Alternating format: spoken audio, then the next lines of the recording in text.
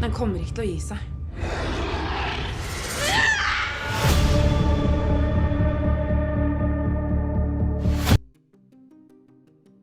If there's one thing I've learned from years of watching creature features, it's this: the ocean never forgets. It watches, it waits. And when we finally push too far, it sends something back. And in this case, that something is a towering, ancient monster rising from the deepest fjord in Norway. So buckle up, because what I'm about to walk you through is exactly why Kraken might be the most terrifying ECO horror film we've gotten in years. And trust me, you'll want to stick around till the end. Seriously, don't blink, and hey, drop a like if this kind of creature madness is your thing. Helps the channel a lot.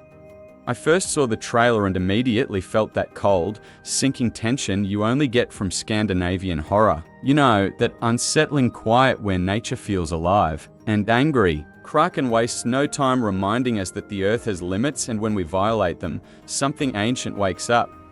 At the center of this underwater nightmare is Johan, a marine biologist stationed in the remote fishing village of Vangsnes. She's smart, grounded, and doing what scientists always end up doing in creature movies, warning everyone before things spiral out of control. And yes, things spiral very fast. The film opens with a string of bizarre, brutal deaths involving 2 local teenagers. Bodies torn apart, bones shattered like twigs, and all evidence pointing toward the depths of the fjord. Not sharks, not whales. Something else. Something huge. Something with too many limbs to count.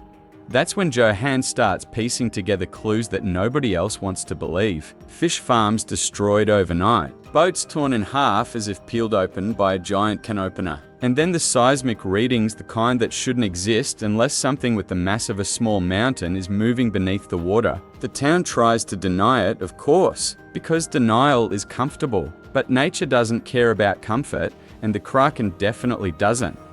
Directed by PLA, yes, the same mad genius behind The Tunnel, this movie leans hard into practical suspense and Norwegian atmosphere. You feel the cold, the isolation, the dread pressing in around the characters. And even though the trailer hides the monster's full design classic monster movie strategy, the bits we do see are enough to chill the spine. Those massive, slick tentacles pulling boats under? Yeah, nope, hard nope.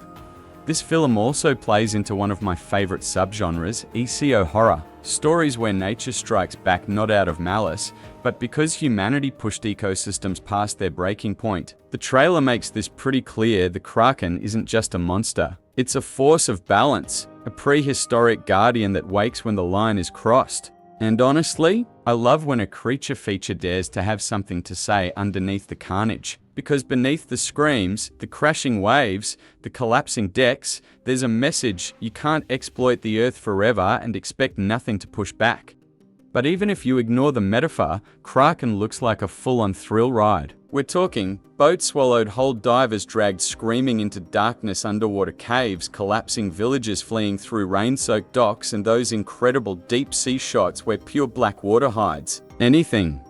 And of course, the classic moment every monster movie needs: the first full reveal of the creature. The trailer only offers hints, but based on the scale, we're dealing with a monster the size of a cliffside. A titan with dozens of crushing limbs. A predator designed by myth and nightmare. What really makes this work is the setting. Norwegian fjords are terrifying by default. They're hundreds of meters deep, pitch black, and carved by ancient ice. They feel like wounds in the earth. There is no better place for a kaiju-sized beast to be hiding. Johan, pushed to her breaking point, eventually realizes she's not just studying an anomaly, she's dealing with a legend. A story whispered for generations, dismissed as folklore. Until now. And as she digs deeper, the horror shifts from scientific mystery to ancient truth. By the time the Kraken fully rises, it's obvious: the town never stood a chance. What excites me most about this film is how it blends grounded realism with mythic terror. It's not sci-fi monster falls from the sky, it's we woke something up. It was always here, and now it remembers us, and that's the kind of story that lingers with you long after the credits roll. If PLA delivers the way he did with The Tunnel, we might be looking at one of the best monster movies of the decade, a Nordic answer to Godzilla, but more primal, more intimate, more terrifyingly plausible. So yeah, Kraken is absolutely on my must-watch list for 2026. And if you're into creature features, ECO horror, or anything involving giant tentacles dragging humans to their doom, this should be on yours too.